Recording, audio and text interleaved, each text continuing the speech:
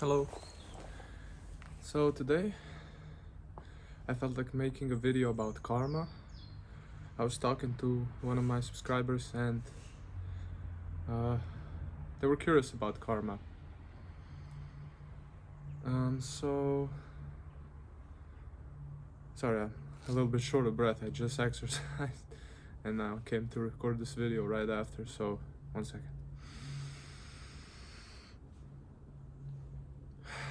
Anyways, karma. And I'm gonna try to base a lot of what I say on the Nikayas, so on what the Buddha spoke of karma. I'll give some minor reflections from my own experience, but they're all gonna be tied and connected to the Nikayas anyways, so we're gonna keep it rooted in Dharma. But first I'm gonna ask you one question, and I want you to consider this question. What do you know? Like, what do you know? Can't really come up with much. Maybe you could list some facts randomly, but you don't really know what you know, right? Does that make sense? Like, you can't just know everything that you know just like that, right? But then I'm gonna ask you another question, and it's gonna make sense why I asked the first one. And the other question is, what's 2 plus 2? Just what's 2 plus 2? Answer out loud. I bet you said 4, right?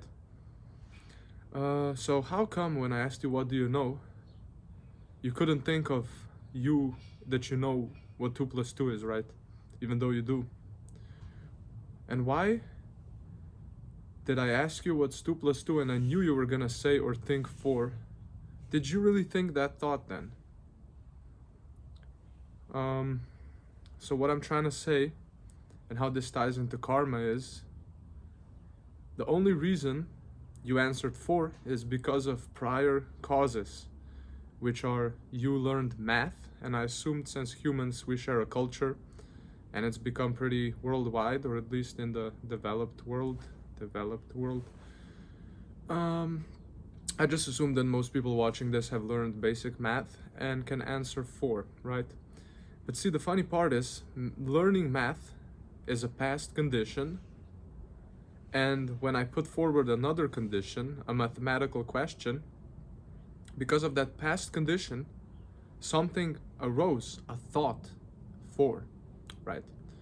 So basically, we can intuit from this that there seem to be these seemingly unmanifest, invisible conditions present that are based on previous intentional actions you took, like intending to learn math or anything you did, conditions the experience or the mind or whatever you want to call it. But there's just these invisible conditions that aren't necessarily appearing as anything, all right?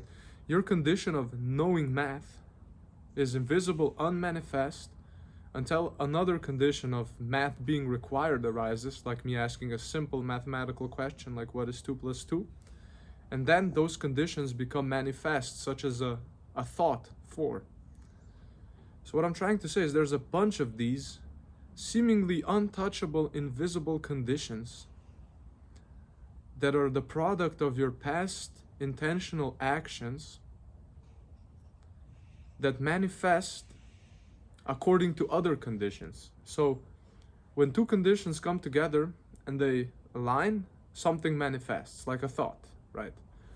What I'm trying to say is that's karma, basically. These invisible conditions, like even if you say it's in some sort of connections in the brain, like a mathematical question, which is a sound coming from my mouth, not a connection in your brain, triggered you to answer something, right? Even if I say, what's your name? Boom, you answer probably something, right? So are you really thinking your thoughts, or are your thoughts the product of past causes and conditions, past karma, that basically changes your set of conditions to where when certain other conditions arise, something arises, an action, a thought, an intention, an emotion, right? So karma is basically conditioning, it's conditions, right? And these conditions aren't always active. Certain conditions have to be met for certain karma to appear as an appearance, a thought, a sight, a sound, a sensation, any mental formation, anything. Which means with each intentional action, you're changing your conditions. So again, I'm gonna loop it back into the whole Advaita thing, the everything is empty, concepts don't matter, nothing matters. See, the Buddha is way deeper than that shit. Why? Sorry for my rude language, by the way. Because it's either nothing matters or everything matters. That's, the Buddha acknowledged every concept is a conditioned arising, but so is every sight, every sound, every smell. So everything, some people would say you can't put it into a concept, yeah, but that doesn't mean it's not a conditioned arising. So conditionality doesn't exclude anything, such as for some reason your just non-dual awareness excludes concepts, or it excludes this, that, different variety of sensations, birth and death. It says birth and death is just a concept. Okay, then why do I can see someone dying and they don't come back and talk to me after they're dead? Because clearly that is a conditioned arising. Because the conditions for life were no longer being met, the life ended, and that is death. And karma, see, here we get a little bit more crazy, right? So basically, this world we live in, right? Does it require there to be an actual world? Hear me out. So all you experience of the world is a bunch of sense data, right? Sights, sounds, smells, tactile sensations, tastes, mental, you're aware of thoughts, right? So none of this experience is actually outside the mind, right? It's mental experience, right? And we have absolutely zero definitive proof there is a world outside. Like, also, it's the same for video games. Does the video game world actually exist anywhere, or is it being rendered out of conditions, which is code, computer, whatever, right? In fact, we actually have seen before that a world can arise without there being an outside world. When you dream, where is the dream world? Does it exist anywhere? Does it? Is there a dream world that you're seeing? But yet you dream of a body, of a world, of sight, sound, smells, just the same as this one, right? And this dream or this reality is conditioned by past causes and conditions that are not always manifest in the dream, such as your knowledge of math. It has no form as a thought, feeling, sensation, sight, until conditions meet where that karma, that past karma, can ripen into a mathematical answer. Get what I'm saying? So past karma, not only does it not go away just like that, it's not always manifest, and everything you do right now changes your conditions. And that's wisdom. Wisdom is kind of being aware of karma, of dukkha, of the ending of dukkha. That's another, I'm talking about karma. It's being aware of the whole mechanics of conditionality itself. The more wisdom there is, that also changes the conditions, because wisdom is a condition arising. It arises due to insight. And the more wisdom there is, the more free from karma the stream of conscious happenings becomes.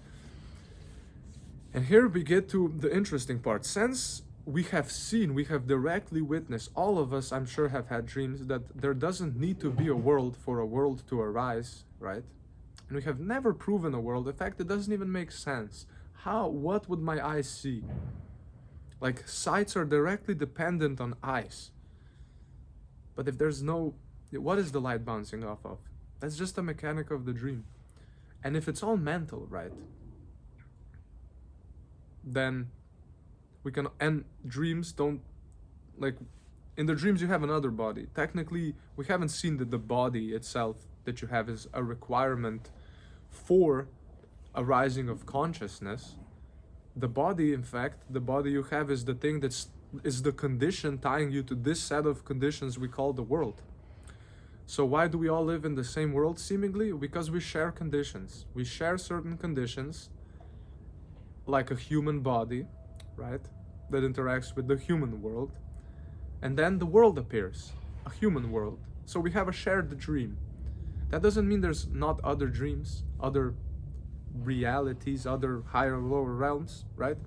And the fact is that when the condition tying you to this world, aka your human body, ends at death, what conditions the next moment of consciousness is your past karma. The invisible conditions that are always present. So what you do in this, so imagine rebirth is more like one dream ends, another dream starts, and what you did in the previous dream directly conditions the next dream. And you have certain clusters of dreams, like if you're really greedy, hateful, you go to lower realms, hell realms.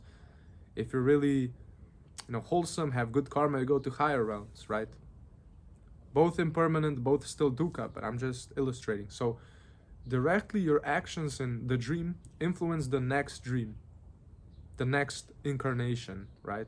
And the only reason this dream continues in this world for now is because of the condition of your human body, which these conscious events seem to be happening right now tied to the human body, but not ultimately tied. They continue.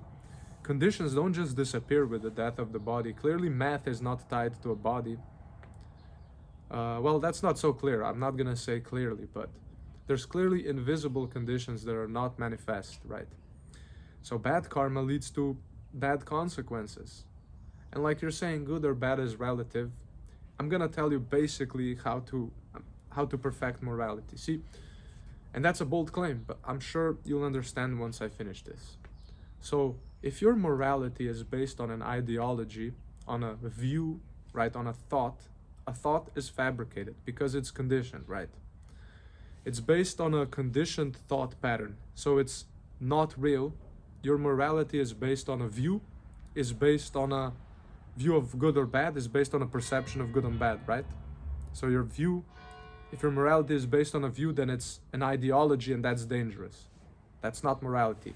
But the Buddhist morality is actually crazy because it's based on seeing dukkha, seeing the origin of dukkha, seeing the ending of dukkha. It's based on seeing karma, seeing that actions have consequences, seeing that these actions lead to lower births, these actions lead to higher births. Why can't most people comprehend Buddhism? Because they don't even believe in reincarnation. So there's no point. What's the point of escaping reincarnation if you don't believe in reincarnation?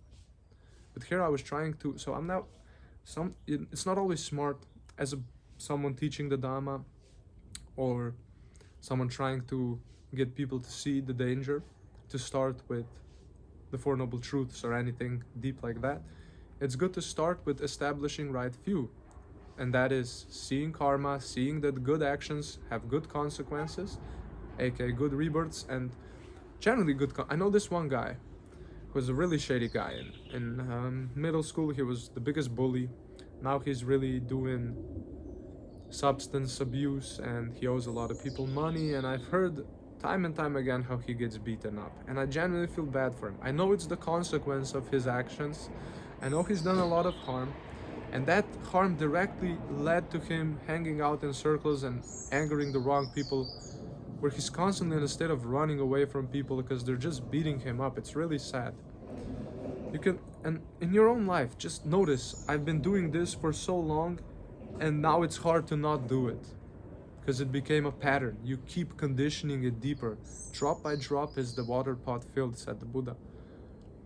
So notice. Your job is to notice. Just see how every intentional action you do conditions your set of conditions. See when you say or do something, try to see what conditions that came from, that thought, that action, that feeling, whatever, right? See conditionality, see the continuation of karma, see moment to moment how you're becoming something due to your past actions is what you become. And then notice the implications of infinite rebirth, infinite birth, old age, sickness and death, infinite gain and loss.